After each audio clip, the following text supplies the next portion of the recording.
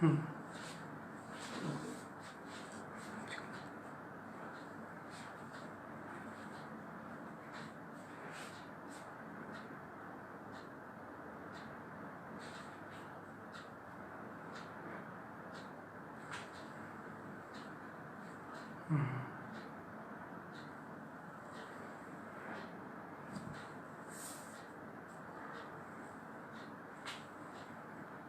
कुमार मंगलम दिग्गज जगन्नाथ।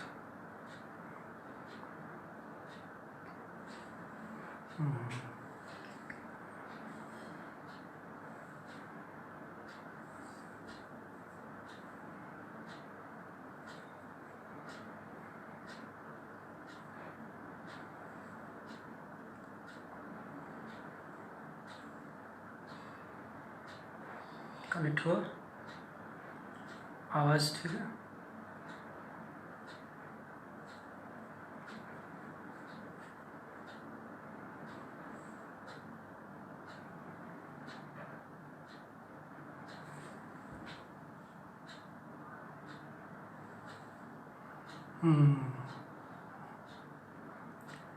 कुमार मंगलम जगन्नाथ दुबे।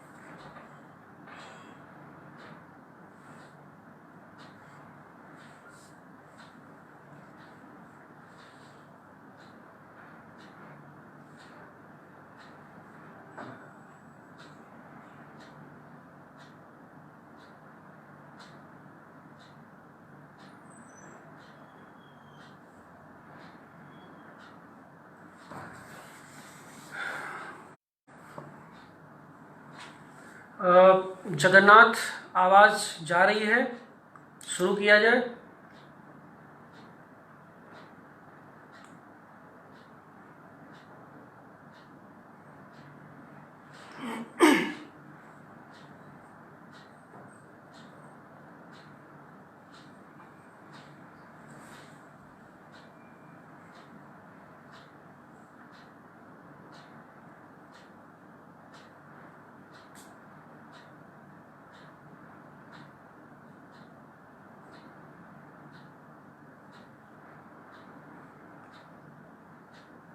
शुरू किया जाए। जगन्नाथ मंगलम, जो लोग भी जुड़े हैं बताएं। आवाज जा रही है?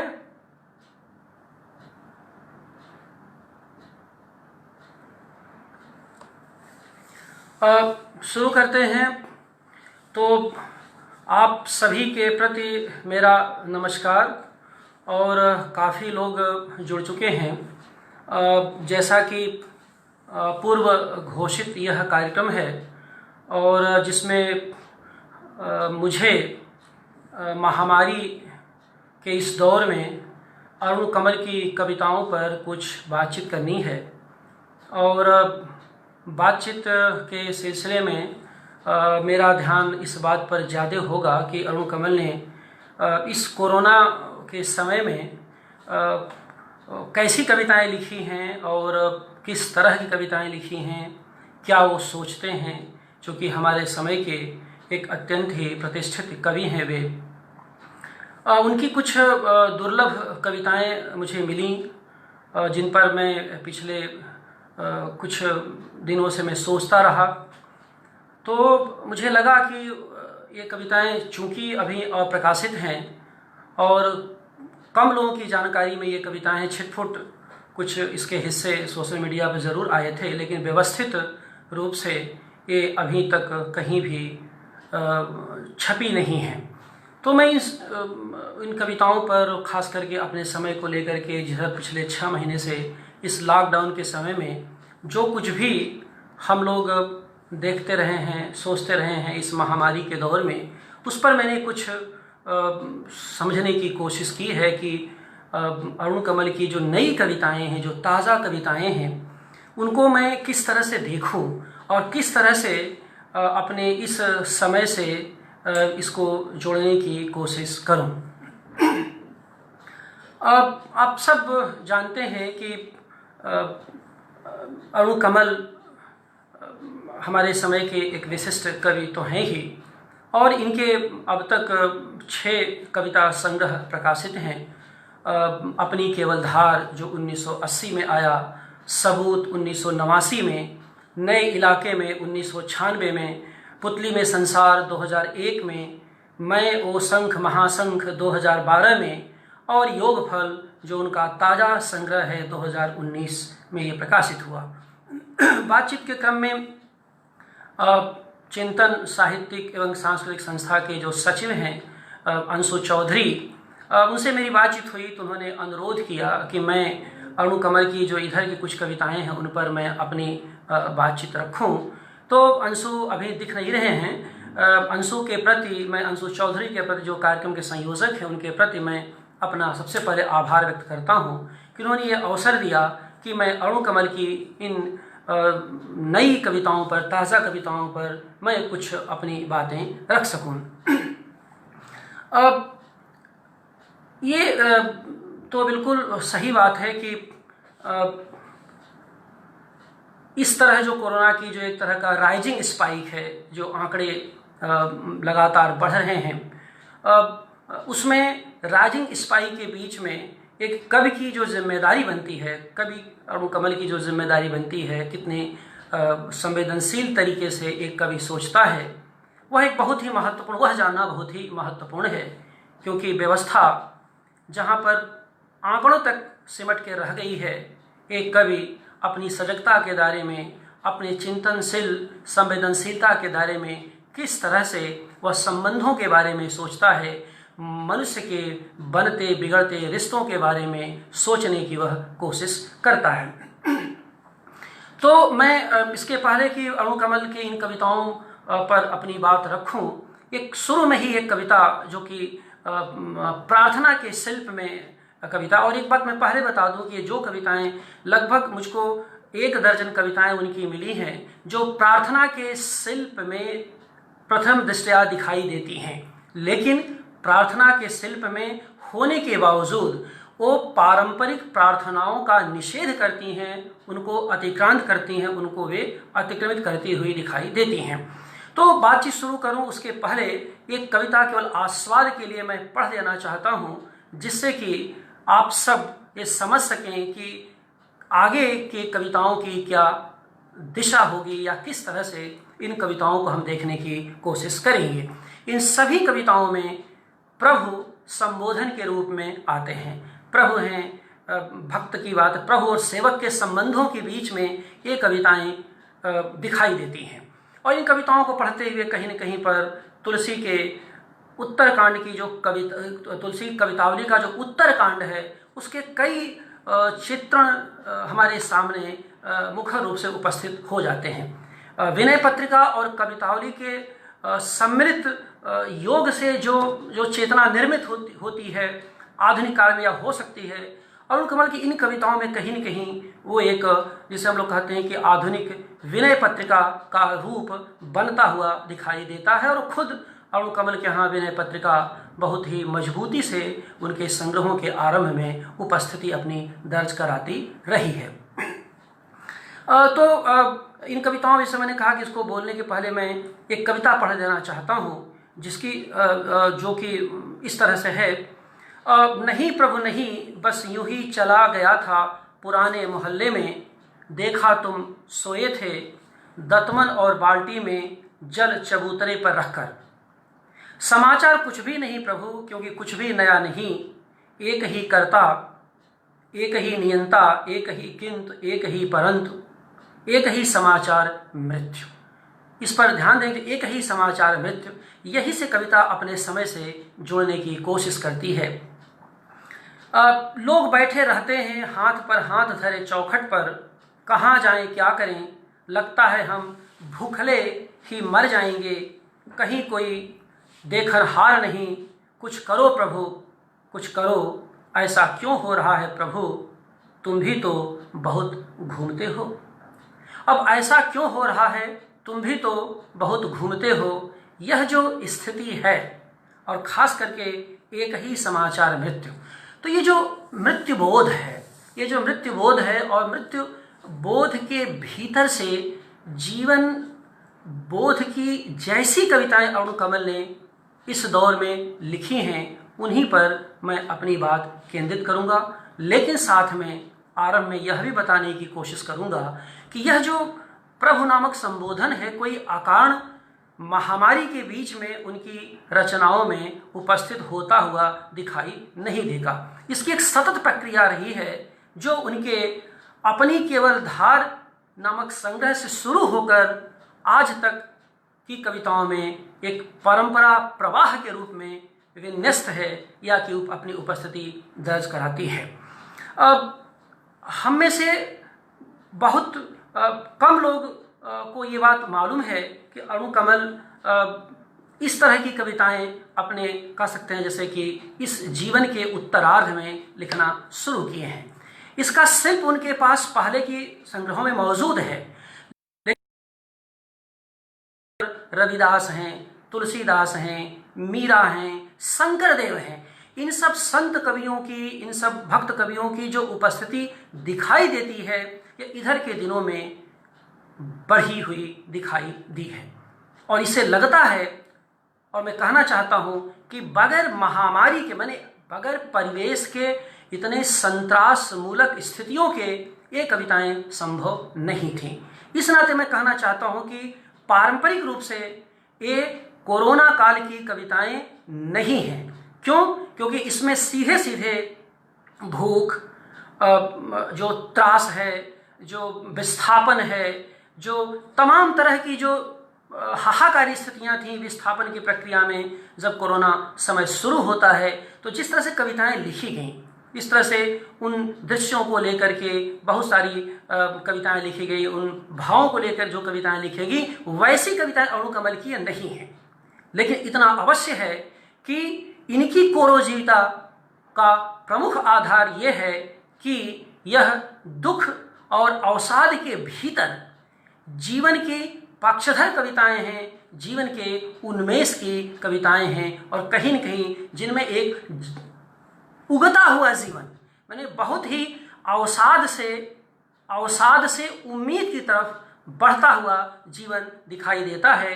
बेशक भाषा आरंभिक तौर पर भक्त की दिखाई देती है, लेकिन यह वैसी ही भाषा है कि जहाँ पर सेवक और प्रभु के बीच के जो अंतराल हैं लगातार पटते हुए दिखाई देते हैं। तो जो इस तरह की कविताएं अरुण कमल ने लिखी हैं, वह असल में आंकड़ों के विरुद्ध मानवीय रिश्तों की मार्मिक आहट की कविताएं हैं। आंकड़ों के विरुद्ध मानवीय रिश्तों की मार्मिक आहट की कविताएं हैं। और यह निश्चित रूप से कि देखिए, प्रकृति जब प्रकृति के प्रकोप से सभ्यताएं आहत हुई हैं, तब उस समय के कवियों ने सभ्यता के भीतर सांस्कृतिक व संबंधगत बदलाव को मजबूती से दर्ज करने की कोशिश की है। और आज मनुष्य और प्रकृति के रिश्तों को, यानी बदले हुए संबंधों को जिन कवियों ने मजबूती से दर्ज किया है, उसमें अरुण कमल का नाम एक उल्लेखनीय नाम है। इन कविताओं की खास बात यह है कि प्रार्थना के शिल्प में होकर भी ये हमारे समय की पीड़ा और उससे बाहर आने की जद्दोजहद से भरी हुई कविताएं हैं। और इसी नाते इन कविताओं को मैं कोरोजीवी कविताएं कहता हूँ। ये ज़रूर है कि ऐसा मैंने कहा कि पारंपरिक कोरोना काल की जैसी कविताएं ये लिखी हुई नहीं हैं, लेकिन कोरोना के दबाव के बगैर यह संभव ही नहीं था। तो ऐसे में समय के दबाव में विन्यस्त होकर ये कविताएं मनुष्य की मुक्ति की दिशा में आगे बढ़ने वाली कविताओं के रूप में हमारे सामने आती हैं, जिसमें एक गहरी कारुणिकता है, गहरा करुणा बोध है। लेकिन यह करुणा बोध हमें विगलित नहीं करता, बल्कि हमारे भावबोध को लगातार विरेचित करने की कोशिश करता है। इसी भावबोध के विरेचन में ये कविताएं हाशिए की, हमारे समय की हाशिए की आवाज बन के हमारे सामने उपस्थित होती हैं। यानी करुणा इनका केंद्रीय भावबोध है, लेकिन करुणा के आकाश से निकलकर कोरोना समय में लिखी गई ये कविताएं धरती की मानवीय पुकार बन जाती हैं, जिनका स्वर मोक्ष मूलक न होकर मुक्ति मूलक है। ध्यान दीजिए, जब मैं मोक्ष मूलक की जगह मुक्ति मूलक की बात करता हूं तो यह कहना चाहता हूं कि भक्ति की पारंपरिक भाषा के भीतर अणुकमल ने 2020 के अभिनव प्रयोग की कविताएं लिखी हैं, जिनमें एक आधुनिक मानस है, आधुनिक मन है और एक तरह का विवेकवान पक्ष है, जिसका स्वर कहीं न कहीं, जिसकी चेतना कहीं न कहीं हाशिए के पक्ष में खड़ी होती दिखाई देती है। इसी नाते इन कविताओं का जो मूल स्वर है वह आध्यात्मिक न होकर लौकिक है। यद्यपि जब आप इसको पढ़ेंगे, आगे इसका मैं जिक्र करूंगा, तो ये ऊपर ऊपर गहरी प्रार्थनाओं के भीतर से लिखी हुई कविताएं दिखाई देती हैं, लेकिन इनकी जड़ों में अगर आप जाएंगे तो अद्भुत है। असल में मैं बार बार इस बात को कहता हूं कि 80 के दशक में अणुकमल की कविताओं का जो खास जीव द्रव्य है, जो लाइफ वाइटल है, उसकी ताकत यही है। ये कविताएं, इनकी कविताएं जितनी जड़ों में धसी हुई हैं, उतनी ही उसके ऊपर भी पेड़ पौधे के रूप में, यानी ऊपर धरती के ऊपर दिखाई देती हैं। उस कविता की और कवि की उम्र उतनी ही ज्यादा होती है जितनी वह अपनी परंपरा के जड़ों में धंसा होता है। केवल घटनाओं की आवृत्ति करके, केवल तात्कालिक घटनाओं का चित्रण करके कोई कवि अपने समय में बड़ा बन नहीं सकता। कोई न कालजीवी बना है और कालजीवी नहीं बनेगा तो काल जय भी नहीं सकता। तो उसी तरह से कि जो जितना ही अपनी परंपरा में धंसा होगा, अपनी जड़ों में धंसा होगा, अणुकमल की ये कविताएं या इनकी अन्य कविताओं की पृष्ठभूमि में मैं पढ़ते हुए इस बात को लगातार मैं महसूस करता रहा हूं कि परंपरा में बहुत गहरे धंसे हुए अपनी पीढ़ी के एक कवि हैं, जिनकी जड़ें निराला से होते हुए, तुलसी और निराला की तरह ही अणुकमल की कविताएं, जैसे यानी जितना तुलसी और निराला अपनी जड़ों में जुड़े हैं, उतनी ही ये जड़ों से जुड़ी कविताएं हैं। और इसी कारण से यह अपने बीज को केवल सुरक्षित ही नहीं करते, बल्कि समय पर छींटते भी चलते हैं। अर्थात एक तरफ इनका अतीत है, जिसकी परंपरा है, जिसकी जड़ें हैं, और जो कुछ वहां से लेते हैं उसको अपनी पीढ़ी में, अपने समय में और आने वाले समय के लिए वह छींटते हुए चलते हैं, ताकि वह संवेदना, वह भावबोध और भी पल्लवित और पुष्पित होता चले। इस कारण से अणुकमल अगर किसी कवि के निकट दिखाई देते हैं अपनी काव्य संवेदना में, तो वह तुलसीदास हैं, जहां विनम्रता में एक हाहाकार है, भाषा की सादगी में प्रदीर्घ सामासिक संदर्भ है, और काव्यत्व में एक उदात्त सांस्कृतिक आशय है, जहां मानवीय जीवन और संबंधों का रेसा रेसा खुल करके, उभर करके हमारे सामने आता है। इस कारण से जब अणुकमल की पूरी संग्रहों की कविताएं मैं पढ़ता हूं, या इधर इनकी नई कविताएं पढ़ता हूं, तो मुझे बार बार ये बात लगता है कि अपनी ज्यादातर कविताओं में भाषा के प्रवाह को ये रोकने की कोशिश करते हैं, और भाषा के प्रवाह को रोक करके एक शब्द अथवा एक वाक्य के माध्यम से निष्कर्ष देने की कोशिश करते हैं, जहां लगता है कि कथा की गति को ये रोककर तुलसी की तरह कोई बात कह रहे हैं, अथवा वेद व्यास की तरह किसी निष्कर्ष की तरफ इशारा कर रहे हैं। इसका बहुत खूबसूरत से, इस शिल्प का बहुत ही खूबसूरत इस्तेमाल धर्मवीर भारती ने अंधा युग नामक काव्य नाटक में किया है। और धर्मवीर जब काव्य नाटक में इसका इस्तेमाल करते हैं तो उसके पीछे महाभारत की पूरी पृष्ठभूमि दिखाई देती है।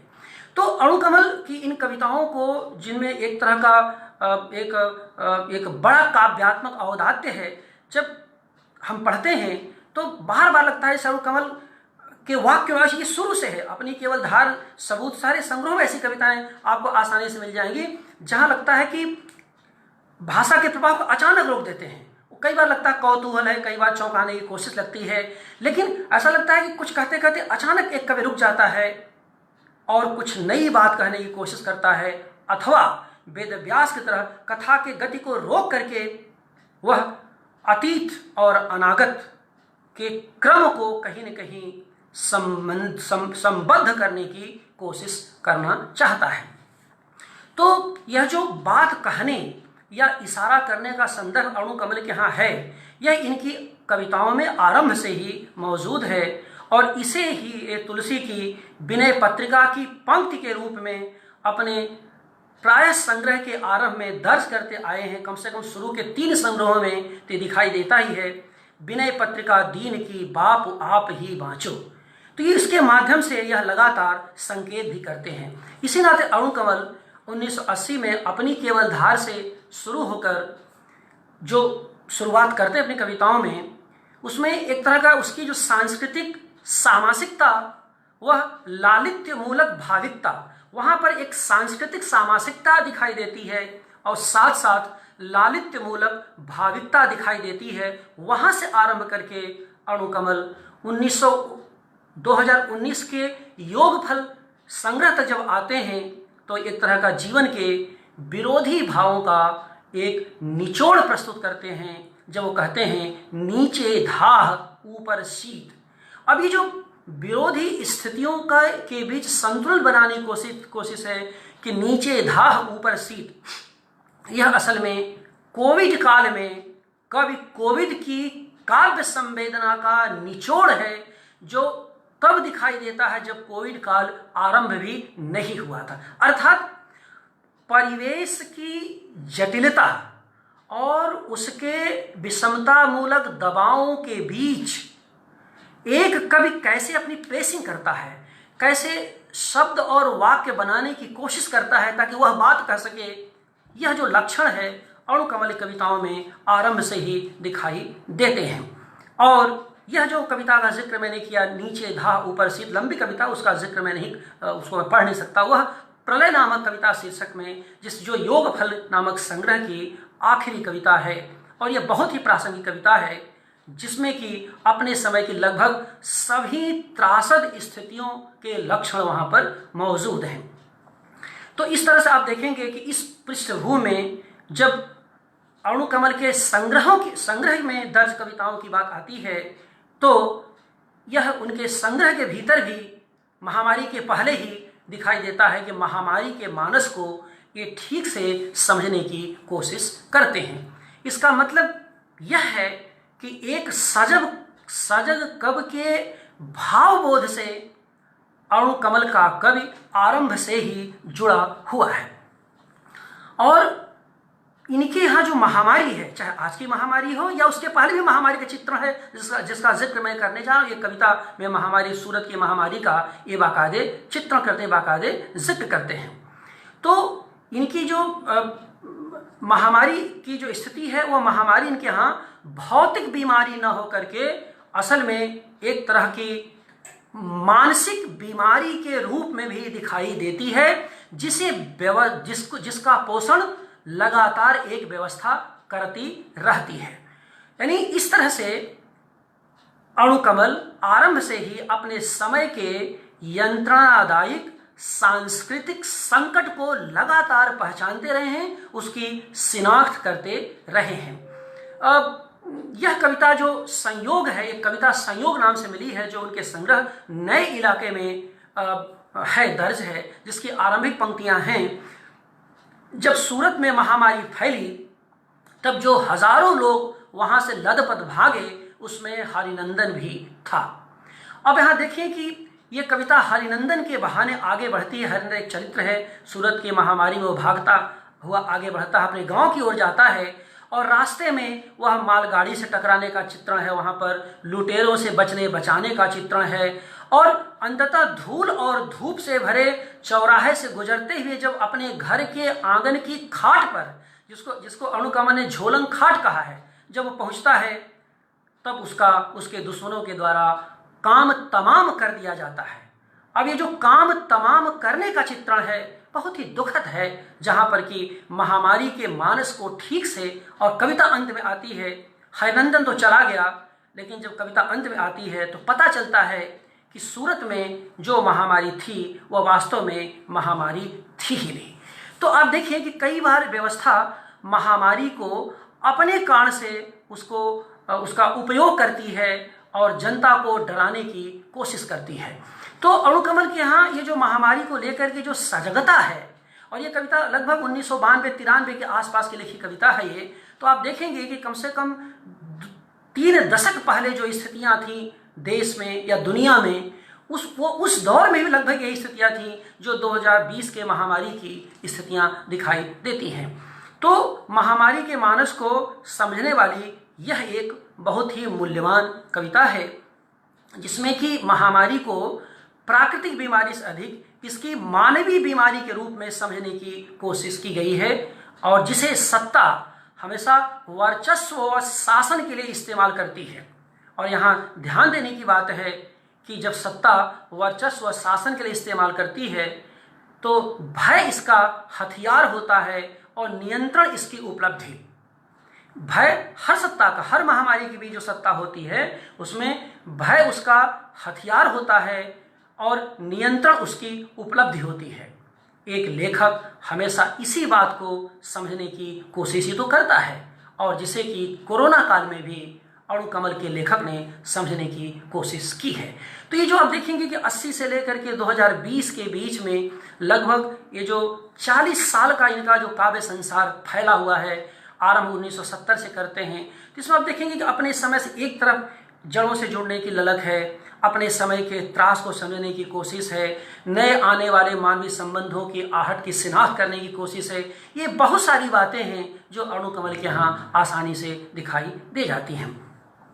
तो अब जब इन पुरानी कविताओं के पृष्ठभूमि में कोरोना काल के में लिखी उनकी कविताओं को समझने की कोशिश करते हैं, उनको सूत्रबद्ध करने की कोशिश करते हैं, तो कुछ बातें हैं शुरू में उनकी कविताओं का विश्लेषण करने के पहले मैं रख देना चाहता हूँ। कुछ बातें हैं। देखिए, महामारी में ईश्वर का जो अस्तित्व है वो सबसे ज़्यादा प्रश्नांकित भी होता है और पुरस्कृत भी होता है। यानी ऐसी जो आपदा में महामारी में संकट में ईश्वर एक तरफ पुरस्कृत भी होता है और दूसरी तरफ तिरस्कृत भी होता है या प्रश्नांकित भी होता है। दो तरह की स्थितियां हमेशा महामारी के बीच, संवेदनशील लोगों के बीच दिखाई देती हैं। एक तरफ निरीश्वरता की भावना दिखाई देती है तो दूसरी तरफ ईश्वरता की भावना भी दिखाई देती है। निश्चित, जिसको मैंने प्रश्नांकित मैंने ईश्वरता पुरस्कृत करती है और निरीश्वरता पर इस प्रश्नांकित ईश्वर के अस्तित्व को प्रश्नांकित करने की कोशिश करती है।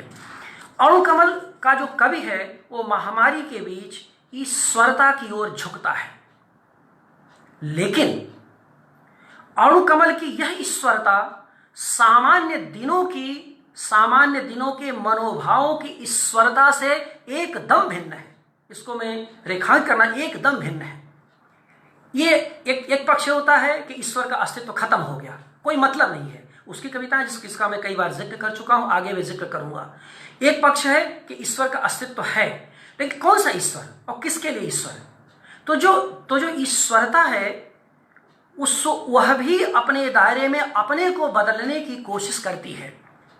तो अणुकमल की जो प्रभुता है, जो प्रभु की भाषा है, जो प्रभु का संबोधन है, वो आरंभिक ऊपर ईश्वरत्व की अलौकिकता की बात करते हुए दिखाई देगा, लेकिन उसके भीतर असल में मानवीय संबंधों के रचनात्मक सरोकार बहुत गहरे विन्यस्त हैं, कहना यह चाहता हूं। इसी नाते सामान्य दिनों की ईश्वरता से इनकी यह ईश्वरता एकदम भिन्न है। इनके यहाँ महामारी के बीच एक अमूर्त अलौकिक शक्ति का बोध होता है, जहां ईश्वरता की लौकिकता अलौकिकता में रूपांतरित हो जाती है, माने ईश्वर के परे भी कोई शक्ति है और अंत में वह अंततः शब्द शक्ति के रूप में दिखाई देगी, जिसके बारे में आगे मैं उसका जिक्र करूंगा। तो एक तरह का ईश्वरता की जो लौकिकता होता है, जो लौकिक परिवेश होता है, वह है उसको अतिक्रांत करते हुए उसकी अलौकिकता में रूपांतरित होने लगती है, जहां कर्मकांड, पूजा पाठ, मूर्ति विचार से परे की स्थितियां मिलती हुई दिखाई देती हैं। यह जो परे होना है असल में उस प्रभु को पाना है जो स्वयं के भीतर है।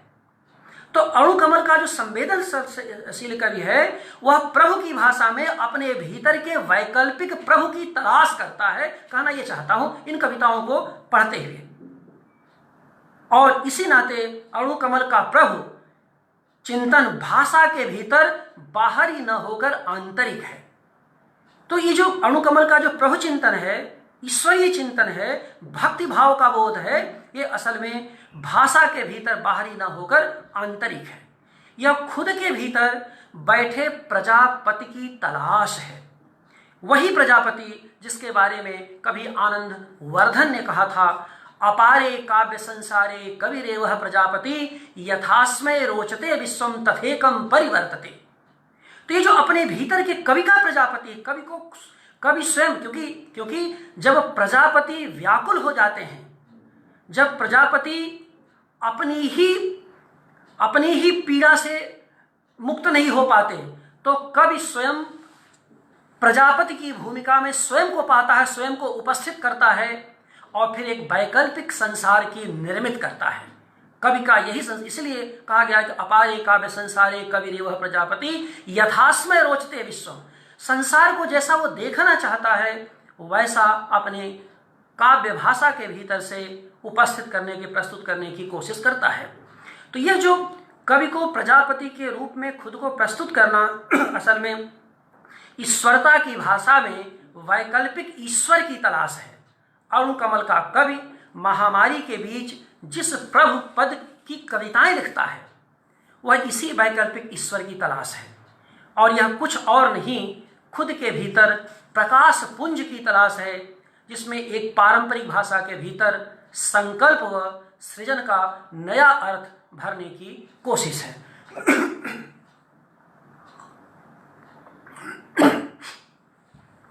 तो ये बातें चूंकि आप में से बहुत किसी ने, ज़्यादातर लोगों ने उसको कविता पढ़ी नहीं है, इसलिए उसको अभी इतनी आसानी से कनेक्ट करने में थोड़ी मुश्किल आएगी। लेकिन आगे जब कुछ कविताओं के मैं उदाहरण प्रस्तुत करूंगा तो संभवतः उन कविताओं से आप लोग जुड़ सकेंगे, उनको समझ सकेंगे। और यह बताना इस नाते जरूरी था कि देखिए कि किस तरह से एक पारंपरिक भाषा के भीतर एक कवि, एक बड़ा कवि कैसे नए अर्थ संसार को उपस्थित करता है। यह पूरा व्याख्यान असल में इसी उद्देश्य से दिया जा रहा है कि एक पारंपरिक भाषा के भीतर भी वो परंपरा की भाषा को खोया नहीं है, छोड़ा नहीं है, लेकिन उसमें कैसे नया अर्थ भरने की कोशिश करता है। कवि की जैसी क्षमता उतनी बड़ी कविता है। तो यहाँ पर अणुकमल का कवि एक सक्षम कवि के रूप में हमारे सामने उपस्थित होता हुआ दिखाई देता है। जैसे भोले, राम, प्रभु, विधाता जैसे ईश्वरीय शब्द जो इनके यहाँ आते हैं वह सब कहीं न कहीं से इनके पूर्वज कवि तुलसीदास से अनुप्राणित हैं, जिसको तुलसी, और बार बार उन्होंने बार बार कहा कि तुलसीदास से मैंने बहुत कुछ सीखा है और तुलसीदास से मैं सीखने की कोशिश करता हूँ। और आप जानते हैं कि स्वयं तुलसीदास जीवन के उत्तरार्ध में राम को एक अलौकिक नहीं बल्कि अनिवार्य नाम सत्ता के रूप में स्वीकार करते हैं। विनय पत्रिका के साथ साथ जब कवितावली का उत्तरकांड आप पढ़ेंगे तो वहां पर राम की जो अलौकिक सत्ता है वह गायब हो जाती है। राम की जो नाम सत्ता है उसकी जो चरितार्थता है तुलसीदास उस पर फोकस करते हैं। तो कहीं न कहीं एक तरह का जो नाम की अनिवार्य सत्ता को याद दिलाने की कोशिश अणुकमल भी उसी परंपरा में करते हैं। यहाँ उपासना से अधिक नाम में ही ताकत की बात होने लगती है। यहाँ प्रभु के साथ दूरी नहीं है, ईश्वर के साथ समानता का भाव दिखाई देता है, एक अधिकार भाव है। प्रात के नभ जैसी उत्फुल्लता और शांति है। महामारी के बीच प्रभु भाव से समर्पित जो कविताएं अणुकमल ने लिखी हैं, जिसे आसानी से अणुकमल की अभिनव विनय पत्रिका कहा जा सकता है, उसकी एक कविता मैं आपके सामने उदाहरण के लिए प्रस्तुत कर रहा हूं। कितना अच्छा लग रहा है प्रभु तेरे साथ इस कक्ष में सोना, कितना अच्छा लग रहा है प्रभु तेरे साथ इस कक्ष में सोना। खुली खिड़कियां, द्वार चिक्कण, प्रस्तर और इतनी साफ धवल चादर और रात रानी की गंध चांद में झरती। धरती पर ऐसा भी स्थान है, कैसे जानता। तुमने इस अनाथ को घूरे से उठा लिया। अब देखिए भाषा देखिए, तुमने इस अनाथ को घूरे से उठा लिया। अनाथ, घूरे, उठाना, ये भाषा बगैर परिवेशगत दबाव के संभव थी ही नहीं। तुमने इस अनाथ को घूरे से उठा लिया। पैर दबा दो प्रभु। मेरा तन इतना शांत क्यों है जैसे प्रात का नभ। मेरा तन इतना शांत क्यों है जैसे प्रात का नभ। अब इसकी आखिरी पंक्ति पर अगर आप ध्यान दें तो जो एक अनाथ के सनाथ बनने की उपलब्धि है, एक अनाथ के सनाथ बनने की उपलब्धि का बयान करती है, जहां वाचक का मन शांत है जैसे प्रात का नभ। और प्रात के इस नभ का जिक्र शमशेर ने भी किया है अपनी उषा कविता में, जहां प्रात एक दैवीय चमत्कार जैसा है। प्रात नभ था बहुत नीला, शंख जैसे भोर का नभ, राख से लीपा हुआ चौका। तो ये जो प्रभु पद की सेवा में शांति का जो भाव है, यह एक भक्त कवि की शांति है, जहां प्रभु व भक्त दोनों सहचर हो जाते हैं। यह एक सहचर की शांति है, जिसे प्रात के नभ जैसा बताया गया इस कविता में। नभ भी शांत है, प्रात भी शांत है, जहां जीवन के नए नए कल्ले फूटते हैं। शांति के भीतर से ही सृजन का अंकुरण होता है। यह कवि की स्थापना है, यह कवि की भावना है कि शांति के भीतर ही चिंतन का, सृजन का अंकुरण होता है। समाज में जब जब अशांति होगी, तब जब सृजन के अंकुरित होने में कठिनाई होती है। इसी तरह, इसीलिए शांति एक तरह का सृजन ही है। और कोलाहल का यहाँ से कवि द्वारा प्रकारांतर से प्रत्याख्यान किया गया है। जो कवि केवल कोलाहली कविताएं लिखते हैं, वे कवि दीर्घजीवी नहीं होते। प्रकारांतर से यह स्थापना भी इन कविताओं में दिखाई देती है। इसलिए महामारी में अणुकमल की ये कविताएं कोलाहल की नहीं, शांति के, ईश्वर की तलाश की कविताएं हैं, जहां श्रेष्ठ और लघु के बीच का विभाजन समाप्त हो जाता है। और इसी नाते मैंने कहा कि अणुकमल श्रेष्ठ और लघु के बीच के अंतर को जब पाटते हैं, तब एक पारंपरिक भाषा में नूतन अर्थ का संचार करते हुए दिखाई देते हैं। यहाँ प्रसंगवश इन कविताओं को पढ़ते हुए अणुकमल की मुझे शमशेर और त्रिलोचन की बार बार याद आ जाती है। उनकी कई कविताओं को पढ़ते हुए इनकी मुझे याद आती है। इसलिए यहाँ एक बात मैं कहना चाहता हूँ, अणुकमल को पढ़ते हुए मुझे हमेशा लगता है कि वे शमशेर से थोड़ा अधिक मूर्त हैं और त्रिलोचन की तुलना में थोड़ा कम मूर्त। शमशेर की तुलना में कुछ ज़्यादा मूर्त हैं और त्रिलोचन की तुलना में थोड़ा कम मूर्त हैं। इन्हें पढ़ते हुए पता नहीं क्यों शमशेर और त्रिलोचन की बार बार याद आती है, और इनके माध्यम से निराला और तुलसीदास की भी। और यह भी कि अपने जीवन के उत्तरार्ध में ये सभी कवि शांति और प्रार्थना की तरफ मुड़ते हैं। तुलसी, निराला से लेकर अणुकमल तक की जो उत्तरार्ध जीवन की जो परंपराएं हैं, आप देखेंगे ये सभी कवि अंततः शांति और प्रार्थना की तरफ मुड़ते हैं। इन सभी के यहाँ भाषा व रूप को लेकर ये गहरी सजगता है। ये सभी कवि भाव से आरंभ करते हैं, घटनाओं से संवेदित होते हैं, लेकिन संवेदना के संप्रेषण के बीच के अंतराल को वो भाषा में पकड़ने की कोशिश करते हैं। अर्थात संवेदना और अभिव्यक्ति के बीच का जो अंतराल है, और यह कवि के लिए बहुत आसान नहीं होता। बहुत पहले हमारे समय के दूसरे उल्लेखनीय कवि मदन कश्यप से चर्चा हो रही थी कि जो संवेदना और अभिव्यक्ति के बीच का जो अंतराल है, कैसे कोई कवि पाट सकता है। तो उसके पाटने के लिए जरूरी है कि उसके पास भाषा का अभिनव रूप हो, परंपरा की सजगता हो और सुचिंतित भविष्यमुखी अंतर्दृष्टि हो। क्योंकि दृष्टि तो बहुतों में होती है, अंतर्दृष्टि बहुत कम लोगों में होती है। जिन कवियों में अंतर्दृष्टि होती है वे कवि ही परंपरा, समकालीनता और भविष्य तीनों धरातल पर, जिसको कहते हैं कि स्मृति, मति और प्रज्ञा, ये तीनों धरातल पर एक साथ मिल जाते हैं। इसी नाते भाषा, परंपरा की भाषा नई भाषा रचती है और समकालीनता की भाषा कई बार पुरानी भाषा में अपनी बात कहती हुई दिखाई देती है। तो इस तरह से अणुकमल के कवि की जो परंपरा की विरासत है ये इन्हीं कवियों से कहीं कहीं जुड़ती है।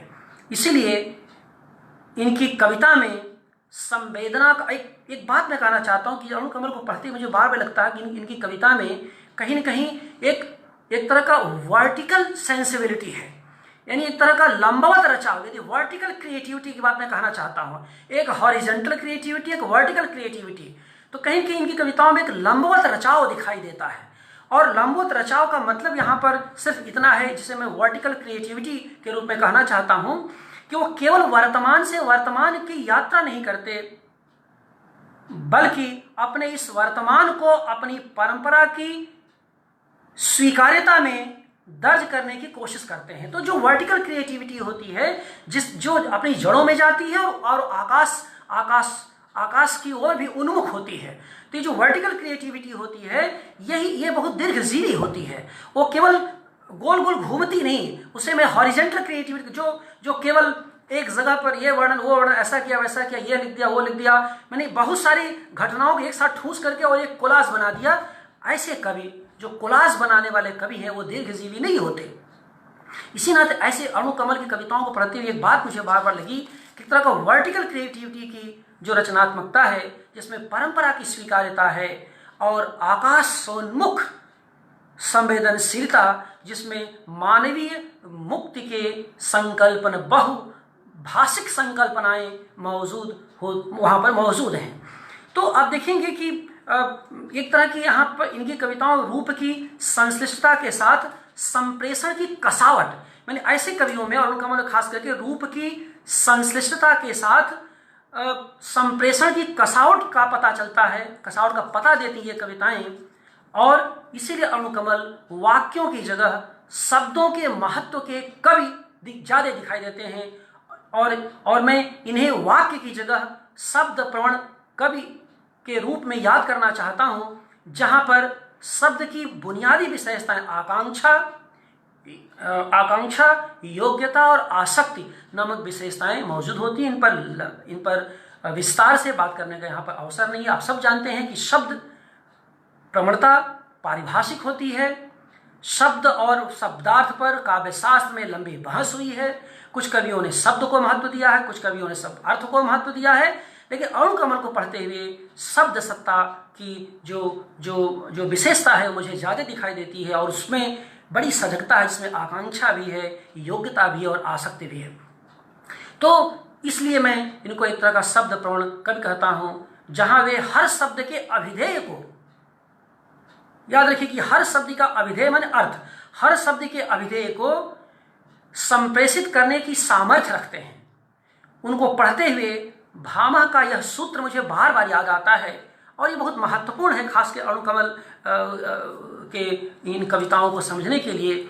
शब्दाभिधेये विज्ञाये कृत्वा तद्विदुपासनां विलोक्य न निबंधाश्च कृत्वा काव्य क्रियादर।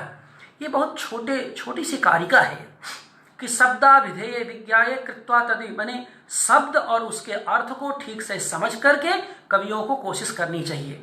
खास बात है कृत्वा तद्विद उपासना, उनकी उपासना करनी चाहिए। अब देखिए ये जो उपासना शब्द है ये पारंपरिक भाषा के भीतर, भामा के यहाँ भी मौजूद है, भक्ति के भीतर, प्रार्थना के भीतर, आप उसे जिस रूप में कह लें। तो जैसे कहते हैं कि आप मंदिर में जाते हैं, किसी देवता की पूजा करते हैं, वैसे शब्दों की भी पूजा करनी चाहिए, शब्दों की सत्ता को समझने के लिए। तो ये जो शब्द की उपासना की बात है, कृत्वा तद्विद उपासना, उनकी उपासना, अणुकमल जाने अनजाने शब्द के उपासक कवि के रूप में हमारे बीच मौजूद होते हैं, और जो इनका उपासना का भाव है यह असल में इनको उपासक कवि के आसन पर बैठाने की कोशिश करता है। और यही वो बात है, अणुकमल 80 के दशक के अपने समकालीन कवियों में सबसे अलग दिखाई देते हैं, सब बहुत इनके समकालीनों में थोड़ा सा किंचित वरिष्ठ होंगे, हालांकि साथी राजेश जोशी हैं, थोड़े वरिष्ठ हैं, लेकिन साथी करीब करीब साथी हैं, और उससे थोड़े वरिष्ठ ज्ञानपति हैं। ये जो राजेश जोशी की अपनी खास विशेषताएं हैं, ज्ञानेंद्रपति की अपनी विशिष्टताएं हैं, इसके बीच अणुकमल की अपनी विशिष्टताएं हैं। आगे चल कर के इनके तुरंत बाद की जो पीढ़ी में जो श्रेष्ठ कवि मदन कश्यप आते हैं, उनकी अपनी विशेषताएं हैं। लेकिन अणुकमल को मैं अपने समकालीनों में जब मैं अलग रूप में देखता हूँ, इन कवियों के बीच अलग करने की कोशिश करता हूँ जिनको हम पढ़ते हैं, तो इनमें इनकी ये विशेषता, एक तरह का जो उपासक कवि की जो भावना है, जो चेतना है, वो इनको एकदम से अलग करती है। इतनी शब्द को लेकर के इतनी सजगता बहुत कम कवियों में दिखाई देती है। तो और ऐसा क्यों होता है? क्योंकि जब मैंने कहा कि एक तरह का जो उपासक कवि होता है वो शब्द को ही ईश्वर मान लेता है, यानी जो जिसे कहते हैं कि रूप सत्ता की जगह, जैसे भक्त कवियों में रूप सत्ता की जगह नाम सत्ता को महत्व दिया, तो वैसे इन्होंने शब्द सत्ता को ही ईश्वर सत्ता के रूप में, ईश्वरी सत्ता के रूप में स्वीकार कर लिया। और ये भी भक्त कवियों से सीधे सीधे, संत कवियों से, भक्त कवियों से अणुकमल तक आता हुआ, प्रवाहित होता हुआ दिखाई देता है। शब्द की यही गूंज है जो देर तक इनकी कविता में बनी रहती है, और यह जो गूंज की अनुगूंज है, यही अणुकमल की कविता का ध्वन्यात्मक आधार भी है। और जब ध्वन्यात्मक आधार की बात करता हूं, तो यही उनकी कविता में रसध्वनि भी है, जहां कविता अपनी ध्वन्यात्मकता में रस रूपी आनंद को संप्रेषित करती है। व्यंग्य को रस रूप में संप्रेषित करने की कला में अणुकमल बेजोड़ है। मैं रिपीट करता हूं, व्यंग्य को रस रूप में संप्रेषित करने की कला में अणुकमल बेजोड़ कवि के रूप में हमारे सामने उपस्थित होते हैं। अब इसके पहले कि मैं इनकी नई कविताओं को थोड़ा उससे जिक्र करूं, मैं ये बताना चाहता हूं कि प्रभु नामक संबोधन से जन नामक प्राणी की पीड़ा को व्यक्त करने का शिल्प विधान अणुकमल की कविताओं में आरंभ से मौजूद है। यानी प्रभु पद से जन पद की पीड़ा को व्यक्त करने का जो शिल्प विधान है, ये अणुकमल कोई नई बात नहीं है। और इसी नाते ये व्याख्यान में दे रहा हूं कि बताना चाहता हूं कि कवि जाने अनजाने जब नई बातें कह रहा था, तो उसके पीछे, उसकी पृष्ठभूमि में पुरानी बातें कितनी गहरे मौजूद होती हैं। आप अणुकमल की शुरू की कविताओं से लेकर अब तक पढ़ जाइए, आपको लगेगी एक अद्भुत ऊपर से शीतल शांति दिखाई देगी, लेकिन उस शांति के भीतर से कोलाहल का अद्भुत वातावरण है, संघर्ष की अद्भुत स्थितियां होती हैं, और अशांति, माने शांति के भीतर जो परिवेशगत, परिस्थितिगत जो अशांति होती है, उसको बार बार रेखांकन करने की कोशिश करते हैं। तो ये जो प्रभु पद से जन पद तक की यात्रा करते हैं, यह अणुकमल पूरे अपने पूर्व के जो प्रकाशित संग्रह हैं उनमें तो है ही, नए कविताओं में भी दिखाई देती है। और यही असल में इनका कवि स्वभाव है, यही इनकी कवि रीति, अगर पारंपरिक शब्दों में कहें तो यही इनकी कवि रीति भी है, जिसका मुख्य सिरा समाधि गुण से सहज ही जुड़ जाता है, जहां वासना का हर विकार तिरस्कृत हो जाता है। यानी समाधि गुण की स्थिति में पारंपरिक भाषा में वासना का हर विकार तिरस्कृत हो जाता है, लेकिन ऊपर जो भाषा बड़ी शांत दिखती है, लेकिन भीतर जिंदगी के बहुत सारे स्याह और सफ़ेद अक्स मौजूद होते हैं, वह इनकी कविताओं में आपको आसानी से मिल जाएंगे। इसके लिए मैं एक भक्त का संवाद कविता का मैं उदाहरण देना चाहता हूं, जो इनके संग्रह मैं ओ शंख महाशंख में संकलित है। कविता का नाम है एक भक्त का संवाद। इसमें प्रभु से कवि का संवाद है, प्रभु से खुद कवि का संवाद है, जिसे इन दिनों अणुकमल ने खूब प्रयुक्त किया है, जिससे महामारी के बीच एक कवि मानस को समझने में मदद मिलती है। यह बात और है कि पहले की कविताओं में अणुकमल का प्रभु संबोधन में एक व्यंग्य है, और इसे भी मैं जोड़ दे कहना चाहता हूँ कि पहले में जो मैंने ये जो अप्रकाशित कविताओं जिन पर मुझे जिक्र करना है, तो ये इसके पहले की जो उनकी प्रकाशित कविताओं में जो प्रभु का संदर्भ आता है, तो उनमें प्रभु संबोधन में एक तरह का व्यंग्य दिखाई देता है, प्रभु संबोधन एक तरह का व्यंग्य दिखाई देता है, लेकिन इधर की कविताओं में गहरी पीड़ा है।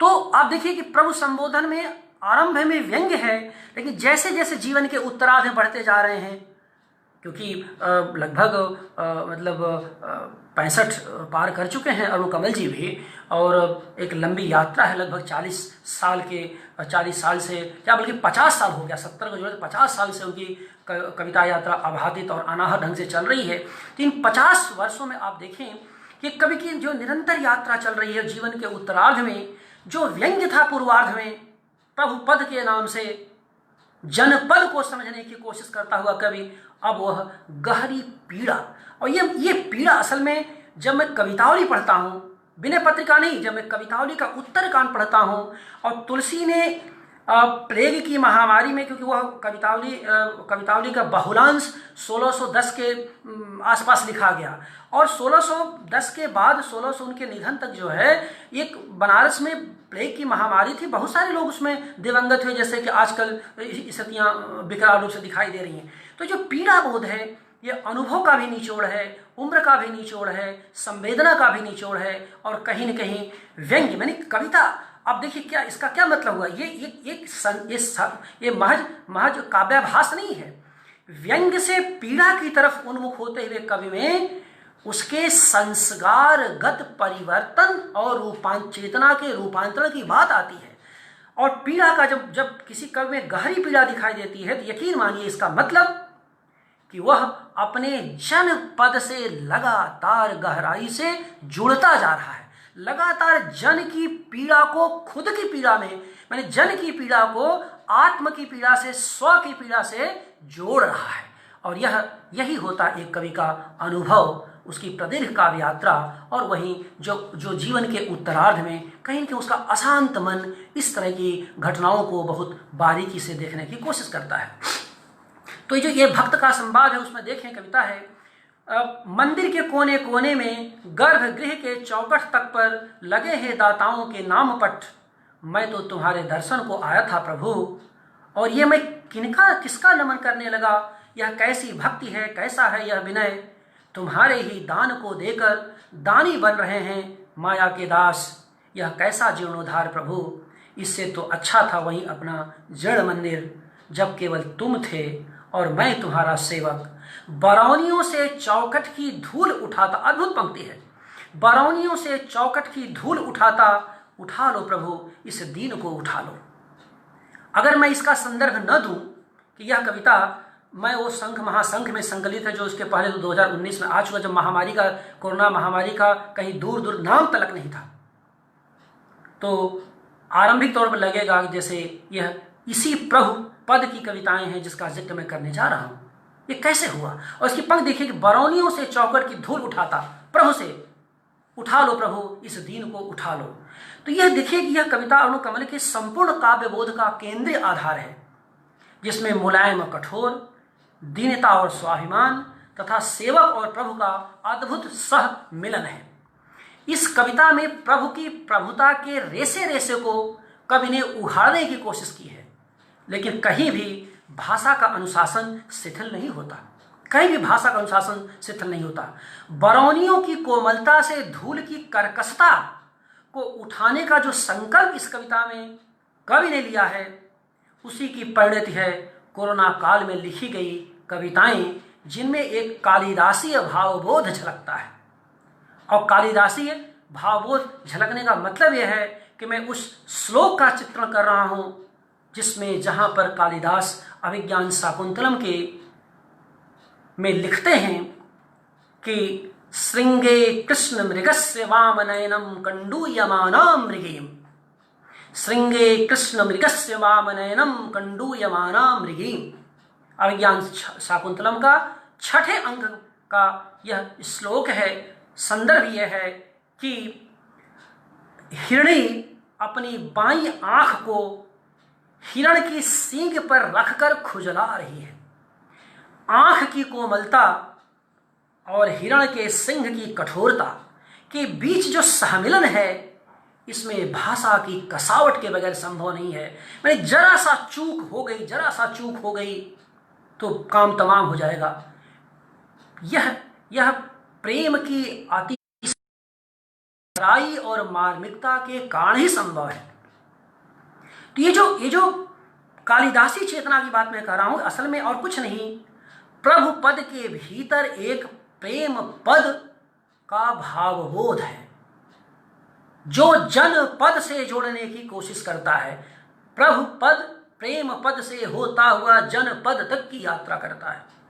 और ये जो मैंने कहा कि कवि ने, देखिए कि जाने अनजाने बरौनियों से धूल उठाने की बात, आप सब जानते हैं कि बरौनी में अगर धूल का एक कण फंस गया तो 1000 रुपए लग जाएंगे ठीक कराने में। वैसे ही अगर प्रेम में ही सही हिरणी अपनी आंख को हिरण के सींग से खुजलाने की कोशिश करे और जरा सा अगर गड़बड़ी हुई तो आंख में सींग को धंसने बहुत देर नहीं लगेगी। लेकिन क्या कवि की कल्पना है। तो जो कालिदासी औदात्य है, जो सबलाइन की बातें होती हैं, जो साधक की बात होती है, वह अणु कमल तक इस रूप में पहुंचता हुआ दिखाई देता है। उसको कितनी खूबसूरती से इन्होंने, महादेवी ने कविता में जिक्र किया है, धूल की इस वीण में मैं तार हर तृण का मिला दूं। वो संकल्प है, धूल की इस वीण में मैं तार हर तृण का मिला दूं। तो वो जो मैंने कुछ नहीं था महादेवी के पास, तो उन्होंने धूल को ही वीणा बना दिया और जिसमें तार हर तृण का, और तृण को में तार मिला के बजाने की कोशिश कर दिया। तो ये जो कवि करता है, ये कवि संसार है। कालिदास से लेके महादेवी से होते हुए अणुकमल तक की जो यात्रा करता है, यह असल में, इसलिए मैं बार बार कहता हूं नई पीढ़ी के लोगों से कि अपनी परंपरा की गहराई से जुड़ने की कोशिश करो। कविता पढ़ करके केवल कविता पढ़ करके कविता नहीं लिखी जा सकती। ठीक वैसे केवल दृश्य को देख करके दृश्य पर कविता नहीं लिखी जा सकती। दृश्य बंध भी कोई चीज होती है, दृश्य को बांधने की कला भी कोई चीज होती है, और वह कला बगैर भाषा के नहीं आएगी, भाषा बगैर संस्कार के नहीं आएगा, और संस्कार बगैर अध्ययन के नहीं आएगा, बगैर चिंतन के नहीं आएगा, बगैर संवेदनशीलता। तो भाषा की साधना के लिए आपको अध्ययन भी करना होगा, अनुभव भी करना होगा, साधना भी करनी होगी, और प्रतिभा तो अपनी जगह पर रहती ही है।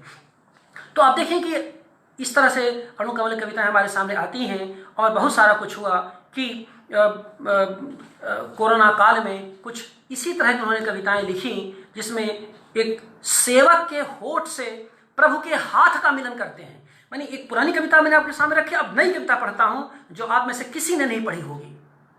उस कविता को रखता हूं, अब जरा देखिए कि किस तरह संवेदना का साहचर्य लगातार, प्रवाह लगातार बना हुआ है, जिसमें सेवक के होठ से प्रभु के हाथ का मिलन है। सेवक के होठ से प्रभु के हाथ का मिलन अद्भुत पंक्ति है, क्योंकि जीवन की गठरी बिखर रही है। कैसे? कविता सुनिए। तो क्या मैं जी जाऊं प्रभु, अपने गमछे से मेरा मुंह पोंछते रहना, अपने गमछे से प्रभु तुम मेरा मुंह पोंछते रहना, लगा ज्वर मुझे भस्म कर देगा और यह गठरी बिखर जाएगी। बचा लो प्रभु कुछ दिन और बस, बचा लो प्रभु कुछ दिन और बस, जितने दिन सोया रहा बस उतने दिन और, क्योंकि वे रातें तो मैंने जानी ही नहीं, मेरे जीवन के बाहर की अनहोनी रातें। बचा लो प्रभु मैं तेरे पथ सवार दूंगा। अब देखिए, तो क्या मैं जी जाऊंगा प्रभु, प्रश्नवाचकता है, प्रभु से ही है। तो क्या मैं जी जाऊंगा प्रभु, पूरा के पूरा जो हाहाकारी परिवेश जो मार्च से अब तक व्याप्त है। आपने बहुत सारी मौतें अपने पड़ोस में देखी होंगी। आप जानते हैं कि बहुत सारी कविताएं, बहुत सारे कवियों ने महत्वपूर्ण कविताएं लिखी हैं, और कोविड और नॉन कोविड का फर्क लगातार दिखाई दे रहा है। जो कोविड है, जो प्रभावित है, वो दूर दूराता है, और जो कोविड हो जाता है तो भावुक हो जाता है कि हमारे पास कोई आ ही नहीं रहा है। और दोष किसी का नहीं है, मुश्किल एक कवि के लिए है। एक जगह मैंने इसका जिक्र भी किया है कि हम रचनाकारों, कवियों के लिए मुश्किल है कि कोविड के साथ जाएं कि नॉन कोविड के साथ जाएं अपनी संवेदना में। तो ये क्यों आया है? ये असल में आया है वस्त स्थितियों की विकरालता के भीतर से आया है। जब इतना बड़ा संकट है कि हम समझ नहीं पा रहे कि सच क्या है। व्यवस्था अपनी जगह पर है, सत्ता अपनी जगह पर है, वो आंकड़े दर्ज करती रही है, लेकिन जो अपने पड़ोस में मैं देख रहा हूं, जो अपनी संस्था में देख रहा हूं, अपने मित्रों के बीच देख रहा हूं, उसका क्या करूं मैं? क्योंकि जब तक आप नॉन कोविड है तब तक तो बिल्कुल आप मतलब दूर से प्रणाम करते हैं, कोई प्रणाम भी करता कहे दूर रहो। और जब आप कोविड हो जाते हैं तो आपको लगता है सारा संसार आपकी सेवा के लगे। और दोनों सच है। मैं किसी पे कोई टिप्पणी कर ही नहीं रहा हूं, क्योंकि मैं आज तक समझ नहीं पाया कि मैं किसके साथ खड़ा हूं। मेरी पीड़ा यह है क्योंकि दोनों सच है। यहाँ पर सभ्यता ने हमको ला करके छोड़ दिया है।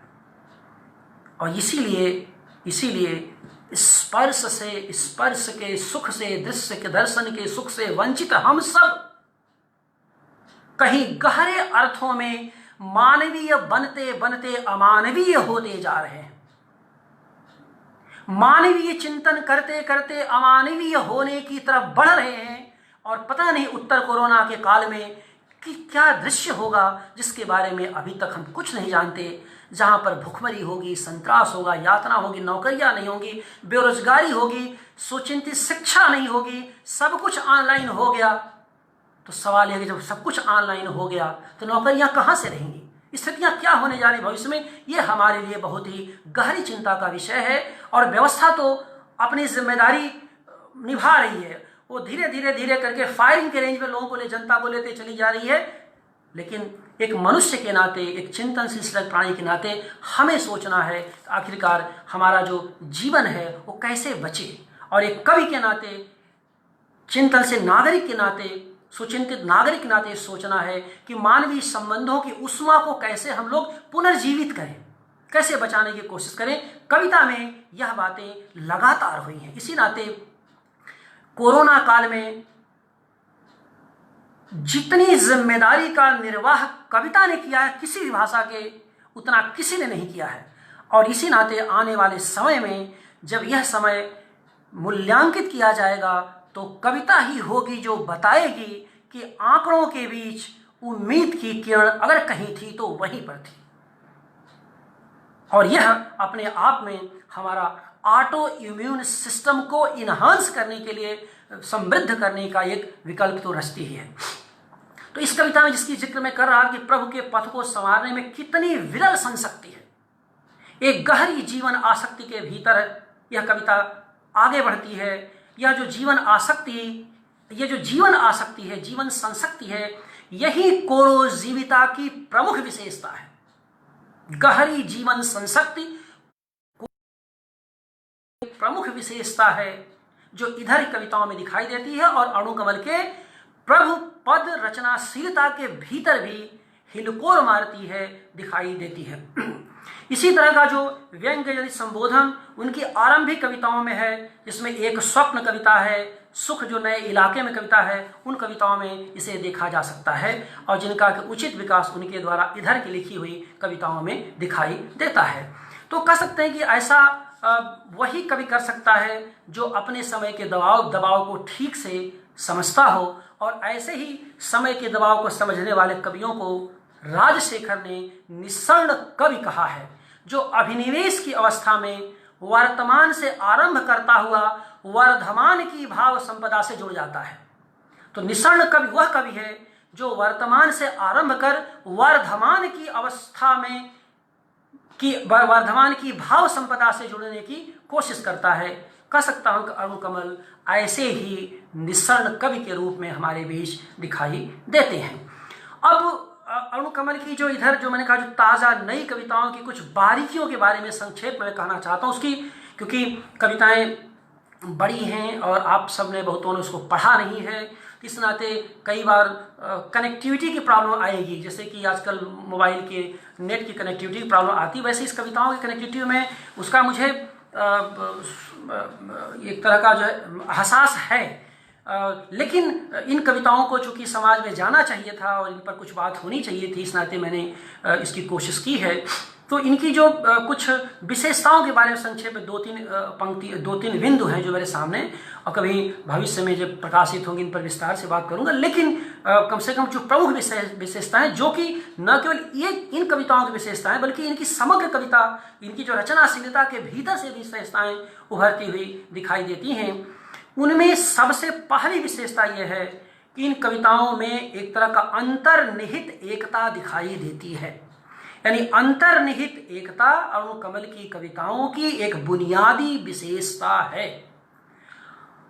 यानी इनकी कविताओं को अलग अलग पढ़ने के बाद भी एक के रूप में पढ़ने की इच्छा होती है, ठीक तुलसी की विनय पत्रिका की तरह।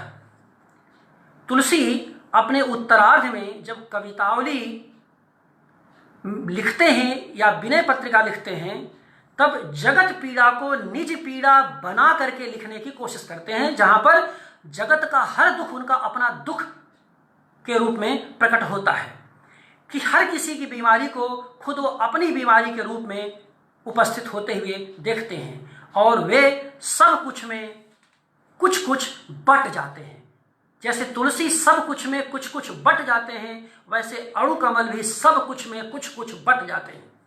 रामचरितमानस की तरह, जैसे कि तुलसीदास में कहीं भी चरित्र का यानी जैसे रामचरितमानस में तुलसीदास ने चरित्र का महिमा मंडन किया है, लेकिन कवितावली में चरित्र का महिमा मंडन नहीं है। उन कविताओं में और विनय पत्रिका यानी कवितावली का जो उत्तरकांड है और विनय पत्रिका की जो पद हैं, उनमें तुलसीदास चरित्र का महिमा मंडन नहीं करते। वो असल में ज्यादा खुले और खिले नजर आते हैं, वो ज्यादा आत्मरूप है। तुलसी का कवि उनके आत्मरूप में ज्यादा दिखाई देता है, और विनय के शिल्प में विराट का उत्खनन है। ठीक वैसा ही उत्खनन अरुणकमल के यहां भी दिखाई देता है। तो कह सकते हैं कि अरुणकमल की ये जो कविताएं जिनका जिक्र मैं करने जा रहा हूं, जिनकी पहली विशेषता अंतर्निहित एकता की बात मैंने की, उसमें विनय के शिल्प में विराट का विपुल उत्खनन है। वे भी यहां अपनी प्रतिभा के अतिरिक्त किसी का दबाव महसूस नहीं करते, जैसे तुलसीदास। सच्चे कवि, अगर तुलसीदास को वास्तविक कवि के रूप में देखना हो तो आप जो है कवितावली का उत्तरकांड पढ़िए या विनय पत्रिका कुछ प्रमुख पद पढ़िए, तब लगेगा कि कवि का स्वाभिमान क्या होता है, कवि का स्वत्व क्या होता है, और कवि कैसे अपनी प्रतिभा के अलावा किसी की अधीनता स्वीकार नहीं करता। तो ये जो किसी की अधीनता को स्वीकार करने की बात नहीं होती, यही कवि की अपनी स्वायत्तता होती है, वही कवि का अस्तित्व होता है। और इसी नाते ऐसा ही कवि विराट का विपुल उत्खनन कर सकता है। तो अणुकमल का जो संबोधन प्रभु का है, वो शिल्प तो भक्त जैसा है, लेकिन चिंतन व चेतना का स्तर बहुत ही मानवीय है।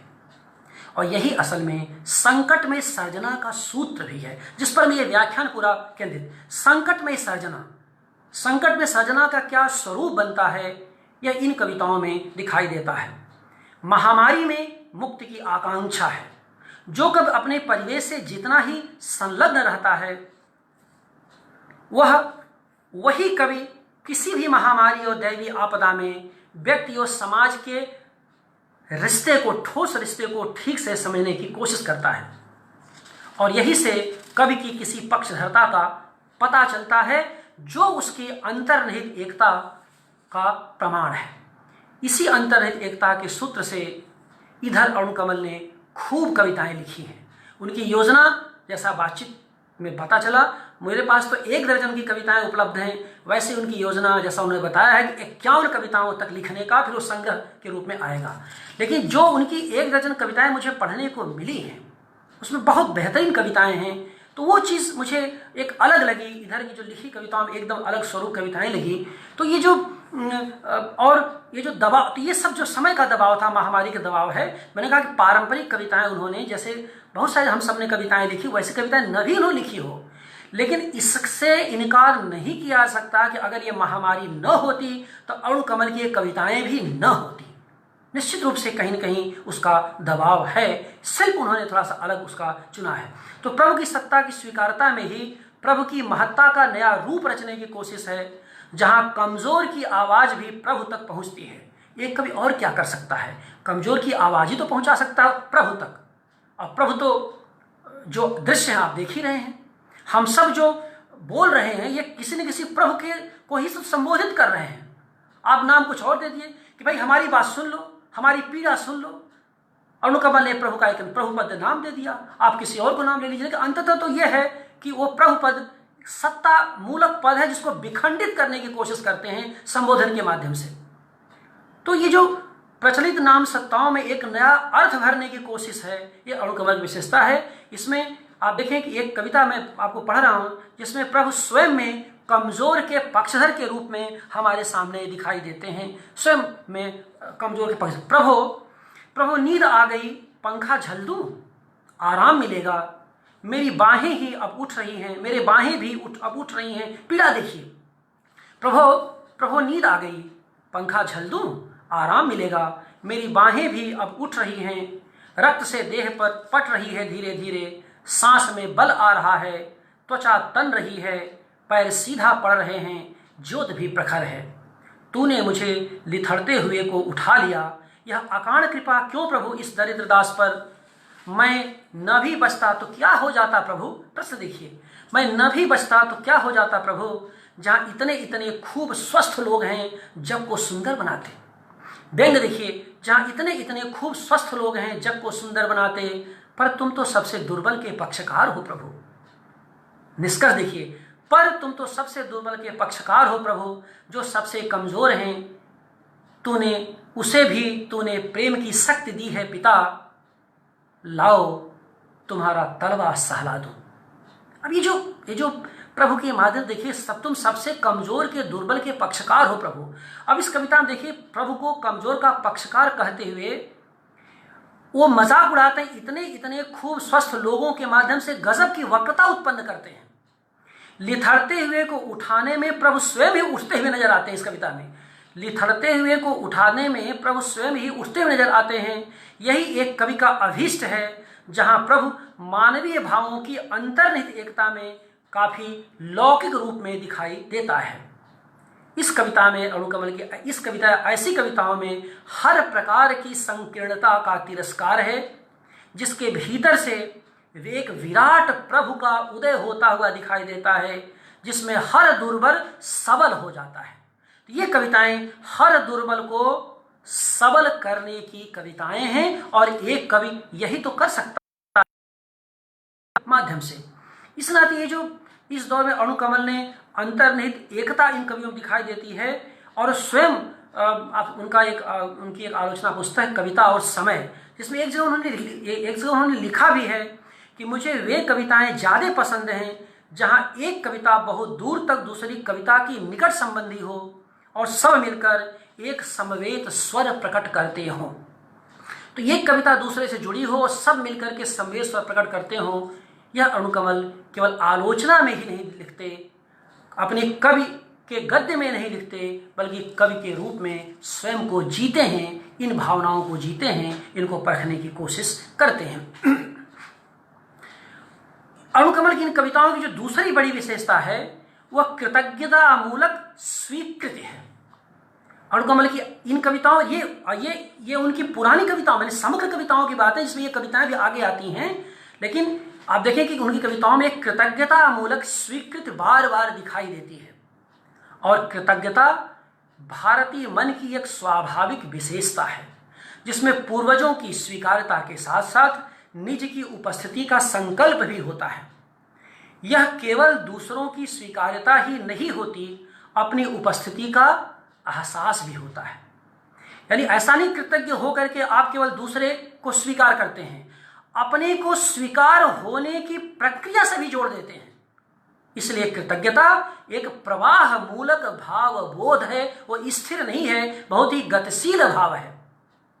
अरुणकमल इस बात को शुरू से मानते हैं जो कृतज्ञ नहीं है अपने परिवेश, अपने मनुष्यता और अपनी परंपरा के प्रति, वह उपस्थित भी नहीं हो सकता। और इस बात को शुरू से समझते हैं और महामारी के बीच इसी को अपनी कविता में व्यवस्थित रूप देने की कोशिश करते हैं। यही कारण है कि इनकी कविताओं में रविदास, मीरा, तुलसी की उपस्थिति साफ साफ दिखा। कई कविताएं जो इधर लिखा उन्होंने मीरा को, रविदास को, तुलसी को, शंकरदेव को सीधे सीधे संबोधित है भक्ति की भाषा में। कई में नाम है, कई में नाम नहीं है, लेकिन जो अक्ष है, जो ध्वनि होती है, वो वैसा ही उसमें से जो दृश्य उभरता हुआ, वैसे ही चेहरा उभरता हुआ दिखाई देता है। तो क्योंकि ये सादगी का आत्मविश्वास है। वहां पर समर्पण तो है, लेकिन गहरा आत्मविश्वास भी दिखाई देता है। और यह सब कवि का स्वभाव है। मैं कहना चाहता हूँ अरुणकमल के कवि का स्वभाव है। उन्होंने कभी इसके लिए कोई प्रयास नहीं किया है। और इसके लिए अगर आपको देखना हो तो उनकी पूर्व कविताओं में सुख कविता है, उनकी धार कविता है, जिसमें कि इसे आप देख सकते हैं। धार कविता की पंक्ति है, कौन बचा है जिसके आगे इन हाथों को नहीं पसारा। अब यहाँ जो पसारना शब्द है उसको मांगने से अधिक पाने का कृतज्ञ आत्मविश्वास, जो पसारना शब्द है अगर उसे देखें तो इस पसारने शब्द में मांगने से अधिक पाने का कृतज्ञता मूलक आत्मविश्वास है। यह जीवन के प्रसार का सूचक है, न कि संकुचन का। तो यह जीवन के प्रसार का सूचक है, न कि किसी प्रकार के संकुचन का। इसलिए अणुकमल का कवि मूलतः जीवन की गहरी स्वीकार्यता का कवि है, जहां झुकाव उनकी तरफ है जो समाज के लिए तथाकथित भार रूप हैं, और उनकी कविता की भास्वरता इसी भार को आभार की तरह स्वीकार करने में है। यानी जो उनकी भास्वरता है वो इसी भार को आभार की तरह स्वीकार करने में है। और यहाँ वे एकदम अलग हैं।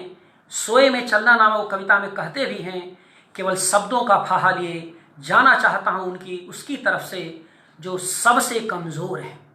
यह आरंभिक कविता है, केवल शब्दों का फाहा लिए जाना चाहता हूँ उसकी तरफ से जो सबसे कमज़ोर है। तो कमज़ोर और सबसे कमज़ोर के पक्षकार के रूप में जो कवि अपनी कविता की यात्रा शुरू करता है वह इस कोरोना काल में अपने शिखर पर पहुंचता हुआ दिखाई देता है, एक नए शिल्प के माध्यम से। जो लिया तो उसने परंपरा से है, लेकिन प्रयोग उसमें नया किया है, नए अर्थ के साथ किया है। शब्दों का यही फहा लिए अणुकमल 2020 की महामारी में सक्रिय हैं और कमज़ोर की आवाज़ बन के सक्रिय हैं। अक्सर ही प्रेम के पास से प्रभु को सहज करते हैं। प्रेम का जो शिल्प रचा, मैंने भक्ति भाषा उन्होंने भक्ति वाली ली, लेकिन उसमें जीवन प्रेम का भर दिया, और जिसकी वजह से अत्यंत ही वह भाषा लौकिक हो गई है। ये खास बात है कि प्रेम की भाषा से इसे सहज करने की कोशिश करते हैं। यह असल में ईश्वर को उसके भीतर से अत्यंत ही कोमल बनाना है, जिसके लिए प्रेम ही एकमात्र माध्यम है। वे जानते हैं कि प्रेम से विहीन ईश्वर ही अकारण ताकत का शिकार हो जाता है। चाहे सत्ता हो, चाहे व्यवस्था हो, चाहे ईश्वर ही क्यों न हो, जब वह प्रेम से विहीन होता है तो वह अकारण की ताकत का शिकार हो जाता है, वह बहुत उच्छृंखल हो जाता है। अणुकमल ने इस छोटे से संदर्भ को एक विराट फलक पर चित्रित करने की कोशिश की है। इसी नाते महामारी के बीच प्रेम के बहाने वे ईश्वर को थोड़ा अधिक मानवीय और कृतज्ञ बनाने की कोशिश करते हैं। मूर्ति को थोड़ा अधिक पोंछते हैं, जिससे वह अपनी मृत्तिका के प्रति कृतज्ञ हो सके। मूर्ति को वे थोड़ा, जैसे तमाम तरह के जो सैनिटाइजर हैं, तो आप अब सैनिटाइजर कविता में वो जो भाषा है, तो जो आजकल जो सैनिटाइजर चल रहा है, तो मूर्ति को वो इस तरह की जो भावमूलक सैनिटाइजर है उससे खूब पोंछते हैं, जिससे वह अपनी मृत्तिका के प्रति कृतज्ञ हो सके, जिससे वो बनी है। कोविड काल की यह कविता देखें, भोलेनाथ क्षमा कर दो इसे मेरी अर्धांगिनी को। आप जरा देखें, एक स्त्री और पुरुष पति पत्नी के बीच के प्रेम को, जिसमें पत्नी व्रत से वंचित हो जाती है। क्यों? क्योंकि पति के प्रति वो समर्पित है। कवि पत्नी की ओर से, अर्धांगिनी की ओर से प्रभु से माफी मांग रहा है, लेकिन उस माफी में आप देखिए ऐसा लगता है कि कितनी ईश्वर को कितने मैत्रीपूर्ण रूप से ले रहा है, यार दोस्त के रूप में ले रहा है, कितनी सहजता से अपनी बात कह रहा है। लेकिन मजाल है कि मर्यादा का कहीं भी उल्लंघन होता हो, इसके बावजूद बात वो तीखे ढंग से कहता है और बड़े स्तर पर कहता है, भोलेनाथ क्षमा कर दो मेरी इस अर्धांगिनी को, जिसने तुम्हारा व्रत सावन सोमवारी तोड़ दिया, जो वह तब से करती आ रही थी जब वह किशोरी थी। संभव नहीं था मेरी सेवा और व्रत एक साथ, मेरी तपती देह संभालती एक अतिरिक्त सांस सी साथ साथ, हर करवट हर कराह पर अपनी देह से मुझे छाए हुए रात भर मेरा माथा, अपने अंक में लिए ताकती एक टक्की वह जब तक जगी है तब तक यम पास नहीं आएगा। ऐसे कई त्रिरात्र व्रत करती यह स्त्री बड़ा रोहा, मेरी सुंदर स्त्री, यह स्त्री बड़ा रोहा मेरे लिए लड़ती रही मृत्यु से, सारे व्रत तोड़कर। प्रेम से बड़ा कौन सा व्रत है प्रभु, प्रेम से बड़ा कौन सा व्रत है प्रभु, और पाने से कठिन है प्राप्त को बचाना। क्षमा देवाधिदेव क्षमा, जीवन हेतु सब यम नियम व्यर्थ। जीवन हेतु सब यम नियम व्यर्थ। जब जिंदगी ही दांव पर लगी हो तो काहे को मंदिर, काहे को मस्जिद, काहे को गुरुद्वारा। सारे देवता जब क्वारंटीन हो चुके हों तो प्रभु पद से जनपद तक की यात्रा में प्रभु पद को विराट स्वरूप में देखता है और वह प्रभु कण कण में समाहित हो जाता है, मंदिर से निकल के बाहर हो जाता है। मंदिर से निकल करके जब वह मेरे भीतर समाहित हो जाता है, कभी उस प्रभु को आत्मसात करता है और तब चुनौती देता हुआ कहता है कि क्षमा देवाधिदेव क्षमा, जीवन हेतु सब यम नियम व्यर्थ हैं, प्रेम से बड़ा कोई भी व्रत नहीं। तो ये देखिए, ये तो मैं जो कहना चाहता है कि जहां पर पति पत्नी के स्पर्श मूलक रिश्ते भी प्रश्नांकित हो गए कोविड काल में कि भाई चलो कोरोना है, ये है, वो है, तो से अब उस हद तक कभी जाता है, उन्हें उस घर में, मैंने उस घर में प्रवेश करता है कभी। और पति पत्नी के रिश्तों में जो भी स्थितियां बन सकती हैं प्रेम मूलक, उनके बहाने वह मनुष्य के बीच में साहचर्य मूलक स्थितियों को संतुलित करने की कोशिश करता है। और आप देखें, यह कविता भोलेनाथ को संबोधित है, लेकिन भोलेनाथ ही सबसे अधिक प्रश्नांकित हैं, लेकिन प्रश्न भी प्रेम भाव से उठाया गया है और प्रेम को उठाने के लिए उठाया गया है। यानी प्रश्न भी प्रेम भाव से उठाया गया है और प्रेम को उठाने के लिए उठाया गया है। यही अरुण कमल की अपनी विशेषता है, कृतज्ञता के भीतर एक वैकल्पिक जीवन की निर्मित। इस नाते आप देखेंगे अरुण कमल ने इस कोविड काल में रविदास, मीरा, तुलसी को संबोधित जो कविताएं लिखी हैं, उसमें समय विस्तार से मैं उस पर नहीं जा रहा हूं, लेकिन ये प्रार्थना के शिल्प में होकर भी प्रार्थना के पारंपरिक अर्थ को अतिक्रमित करती हैं। इसमें प्रभु आप देखेंगे कि इसमें तुलसीदास पर एक कविता है, मुझे मिली है, तुलसीदास समर्पित। आज कवि कुल गुरु का जन्मदिन है प्रभु, बाहर खड़ाऊं भीग रहा है। ये जो नामक ये कविता है, ये बहुत मार्मिक है, जहाँ खड़ाऊं में पैर डालने की बात कहकर कवि ने तुलसी के साथ सीधे सीधे संबंध जोड़ने की कोशिश की है। तो ये कविता लंबी से मैं उसे पढ़ नहीं रहा हूँ। तो कुल मिला जुला ये है कि ये तीसरी और आखिरी विशेषता और अंतिम विशेषता के रूप में जो अरुण कमल की कविताओं में दिखाई देती है अलग तरीके से, वह अरुण कमल की आरंभ से लेकर आज तक कविताओं में मुझे एक अनाकुल उन्मेष की कविताएं नजर आती हैं। मैं अरुण कमल की कविताएं अनाकुल उन्मेष की कविताएं हैं, यानी निष्कर्ष में पहुंचते पहुंचते वो कोई आकुलता नहीं होती, कोई घबराहट नहीं होती, फिर भी एक सबलाइन की स्थिति में ले जाते हैं। जैसे कुछ कवि होते हैं जबरिया को उसमें वाक्य डाल देंगे, चमकाने की कोशिश करते हैं, सारे वाक्य शिथिल हैं, लेकिन एक वाक्य डाल देंगे और उसी के इर्द गिर्द पूरी कविता बना देते हैं। कई कवि घटनाओं को दर्ज करते चले जाते हैं और कई कवि सूक्तियां लिखते चले जाते हैं। इस दौर में आपने बहुत कवियों को देखा होगा। अरुण कमल की कविताओं में मुझे जो लगता है वो है कि जो अलग है वो अनाकुल उन्मेष है, जिसका मतलब यह है कि कौतूहल भाव की कविताएं तो हैं, यानी कौतूहल भाव में बहुत ही संयम है और नियंत्रण है। यह कौतूहल यह बताता है कि कवि अपने समय को, दबाव को ठीक से महसूस करता है, अपने परिवेश व परिस्थिति के प्रति सजग भी है, वह हर चीज को देखता परखता है। जीवन की यंत्रणादायी स्थितियों से लेकर मनुष्य के संघर्ष और उससे बाहर आने की जो जद्दोजहद, मनुष्य का संघर्ष, उससे बाहर आने की जो जद्दोजहद होती है, वह कहीं न कहीं उस कवि में इस कवि में बार बार दिखाई देता है। तो ये जो अनाकुल उन्मेष है, ये जो शब्द है, ये शब्द नहीं है, असल में यह अरुण कमल के काव्य बोध का संस्कार है कि किसी भी बात को उत्तेजना में नहीं करते, किसी बात को जोर शोर से नहीं कहते, किसी बात को सूक्तियों के रूप में जताने के लिए नहीं कहते, लेकिन फिर भी उसमें सूत्र भी होते हैं, शुक्तियाँ भी होती हैं और जीवन के बहुत सारे मर्म भी गहरे विन्यस्त होते हैं। तो ये जो कौतूहल अरुण कमल कविताओं का जो शिल्प रहा है, वहाँ प्रवाह को अचानक रोककर कुछ चौंकाने वाली बात करते तो हैं, लेकिन महामारी के यह जो प्रभाव था उसमें जो आकुल कौतूहल की जगह वो अनाकुल उन्मेष में बदल देते हैं।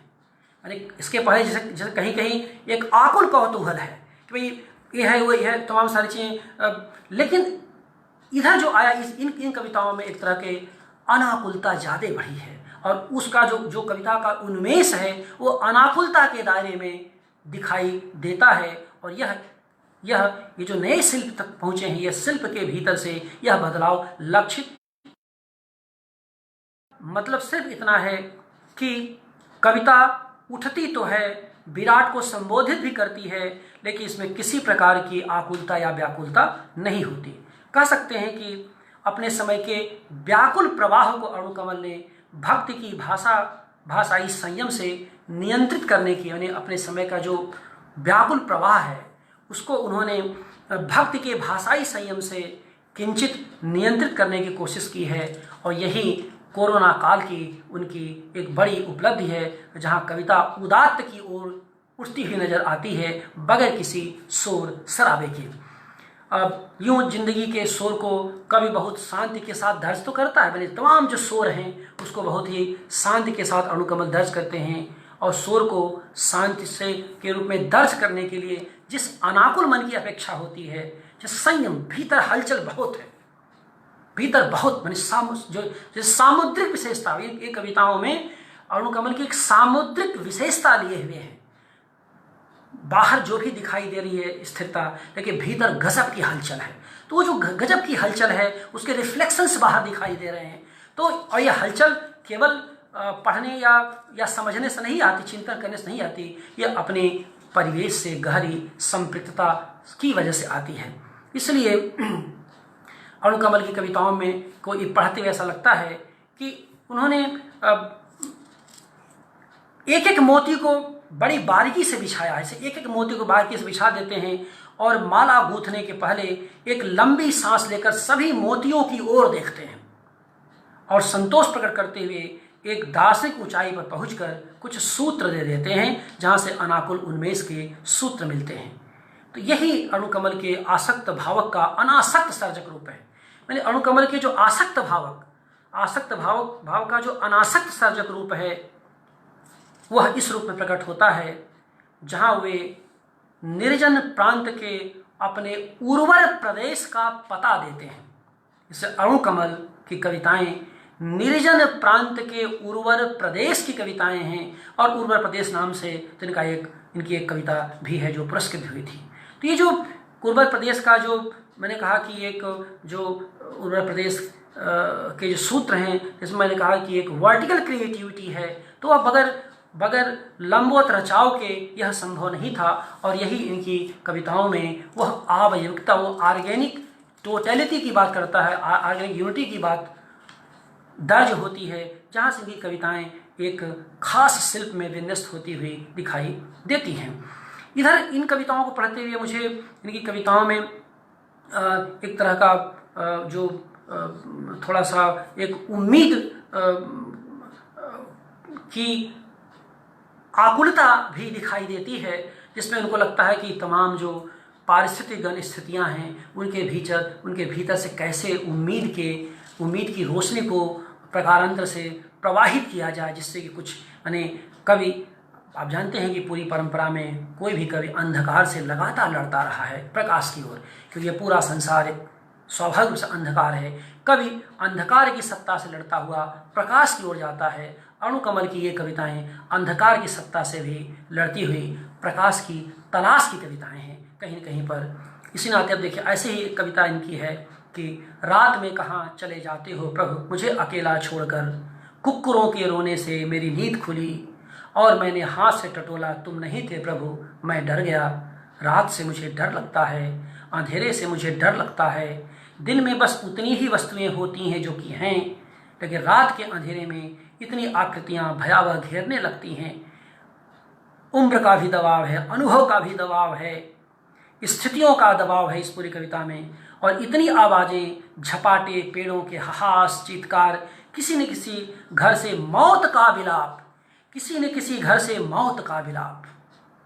आप देखिए कैसी कितनी नई कविता है, कितनी हमारे 2020 के इस सितंबर की 30 तारीख की कविता नजर आती है। किसी न किसी घर से मौत का विलाप, मेरी देह ज्वर से गनगनाने लगती है, फिर पसीना और मैं डर जाता हूँ। आप देखिए, बुखार तो बहुतों को आता रहा हर साल, लेकिन आज अगर एक छींक आ जाती है तो लोग भागो करना शुरू कर देते हैं। बुखार आ गया तो सारा के सारा जो है कोविड के जितने फार्मूले होते हैं सब लोग सलाह देने लगते हैं। मैंने क्या है समय, हम छींक भी नहीं सकते। हल्का सा अगर देह में तपन आ गई, थर्मामीटर लगाओ 99.4 से जहां ऊपर गया तहां भागो भागो भागो।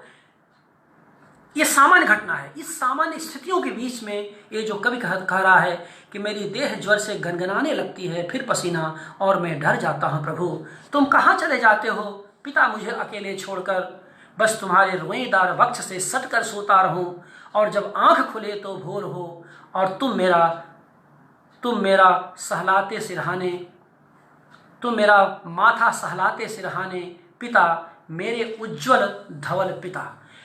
तो ये जो उज्ज्वल धवल पिता तक की यात्रा, प्रभु से उज्ज्वल धवल पिता की जो यात्रा है, जैसा मैंने आपसे कहा कि यह परिस्थितियों की जो व्यवस्था है उसके भीतर एक कवि जैसा देखता है वैसा रचने की कोशिश करता है।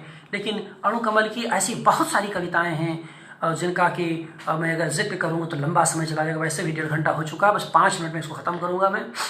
तो ये जो स्थितियां हैं अणुकमल की इन कविताओं में, इस रूप में आपने देखा कि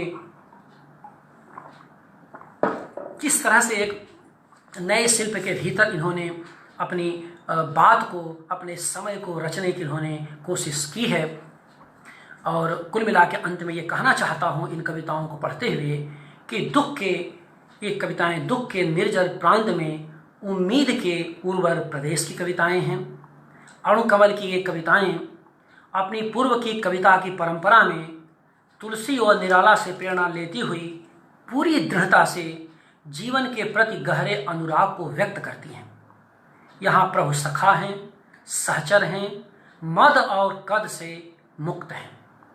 अणुकमल के यहाँ प्रभु कोई परमेश्वर नहीं है, बल्कि कहीं बहुत गहरे बैठे एक गतिशील मनुष्य की आकांक्षा के प्रतिनिधि हैं, जिसे अरस्तु ने क्रियारत मनुष्य कहा है।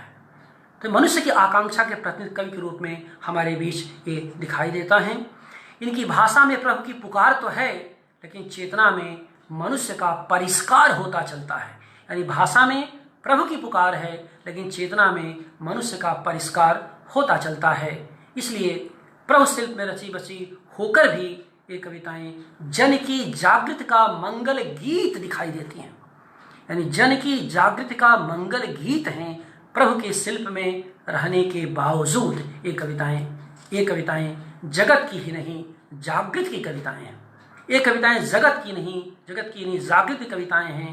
ठीक तुलसी की कवितावली के उत्तरकांड की तरह, जहां महामारी के बीच जगत का दुख ही नहीं, उस पर विजय प्राप्ति का भाव भी संप्रेषित होता है। एक कविता में भगवान शंकर के माध्यम से ये कुछ यूं कहते हैं, जिसकी एक पंक्ति बड़ी मार्मिक है। कितना दुख है फिर भी दौड़ रही है माँ खिलखिलाती। एक लंबी कविता है, लेकिन उसकी एक पंक्ति है, कितना दुख है फिर भी दौड़ रही है एक माँ खिलखिलाती।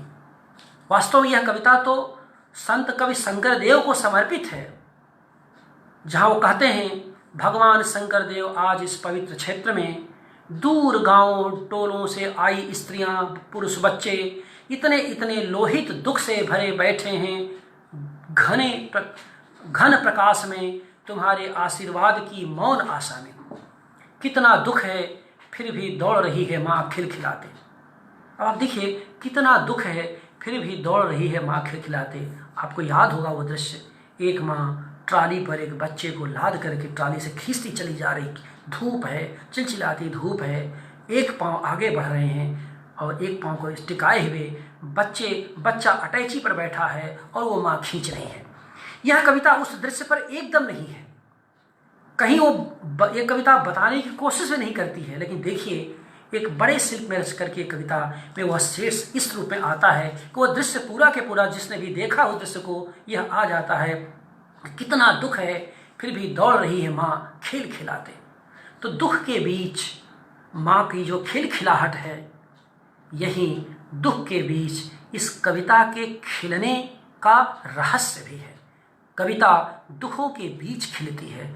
दुखों की चुनौतियों के बीच कोई कवि अपनी चरितार्थता को खोजता है, खोजने की कोशिश करता है। क्योंकि दुख के बीच ही कविता की याद आती है, कविता की सर्वाधिक जरूरत पड़ती है।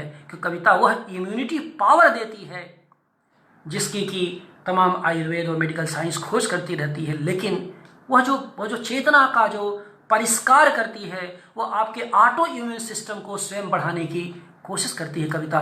तो कहीं न कहीं ये ऐसी पंक्तियाँ, कितना दुख है फिर भी दौड़ रही है माँ खिलखिलाते। आप देख सकते हैं कि कितनी सधी कलम से लोहित दुखों के बीच, जिसे एक समय में ब्रह्मपुत्र के संत कवि शंकर देव ने देखा था, आज के हमारे कवि अरुणकमल ने एक माँ को दौड़ते हुए देखा है अपने बच्चे की मंगल कामना के साथ। यह कविता, जैसे मैंने कहा कि कोरोना काल की वह कविता है जिसमें कि बहुत सारे विपुल विषमता मूलक जो दृश्य हैं वह आपके हमारे सामने प्रकट हो जाते हैं। तो आप इस तरह से आप देख सकते हैं कि अरुणकमल किस तरह से इस समय कविताएं लिखते हैं।